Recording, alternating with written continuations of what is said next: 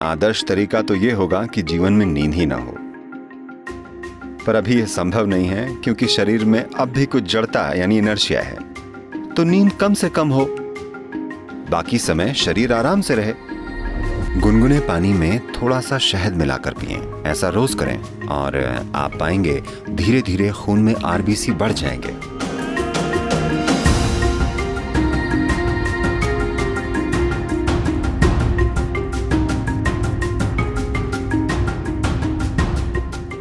अगर भोजन की बात करें, सबसे महत्वपूर्ण चीज जिसका आपको ध्यान रखना चाहिए वो ये है, किसी दिन जब आप कोई भोजन खाते हैं, चाहे आप जो भी खाते हैं, आपको ध्यान रखना चाहिए कि वो भोजन कितनी जल्दी पचकर आपका हिस्सा बन जाता है।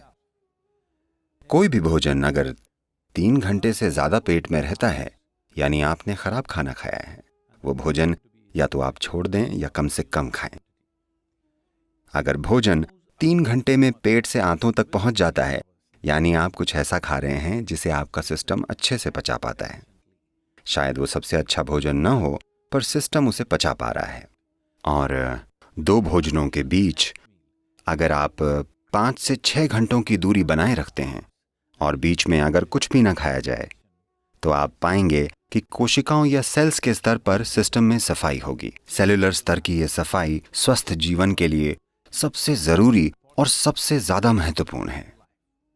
तो 2 भोजनों के बीच कम से कम 5-6 घंटों का अंतर होना चाहिए। अगर आपकी उम्र 30 से ज्यादा है तो दिन में 2 बार अच्छे से भोजन करना काफी होगा। एक सुबह का भोजन और एक शाम का।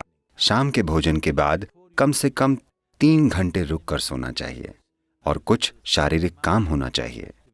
जरूरी नहीं है कि बहुत भारी या जोरदार गतिविधि हो, बस थोड़ी सी सैर या शायद थोड़ा सा डांस या ऐसा कुछ।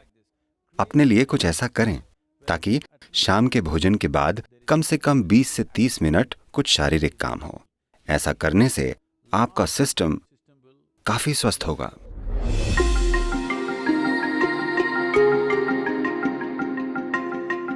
एनीमिया होना यानी खून ने अपना लोहा खो दिया है, यानी आपने अपनी ताकत खो दी है। ठीक है, शरीर की ताकत चली गई, आप थका हुआ महसूस करेंगे, बेवजह थकावट होगी। क्योंकि जब लोहा कम हो जाता है तब खून का ऑक्सीजन शरीर में अच्छे से नहीं पहुंचता, यानी आपका शरीर, आपका हृदय, आपका दिमाग सब कुछ ज्यादा काम नहीं कर पाएंगे क्योंकि आपके पास ऑक्सीजन कम है। तो खून में ऑक्सीजन की मात्रा को बढ़ाना एक जरूरी चीज है, क्योंकि शरीर की सेहत, उसका खुद को आसानी से जीवंत करना, इसके लिए खून में ज्यादा ऑक्सीजन होनी चाहिए और यह क्षमता कम हो जाएगी। खासकर महिलाओं को ध्यान रखना चाहिए।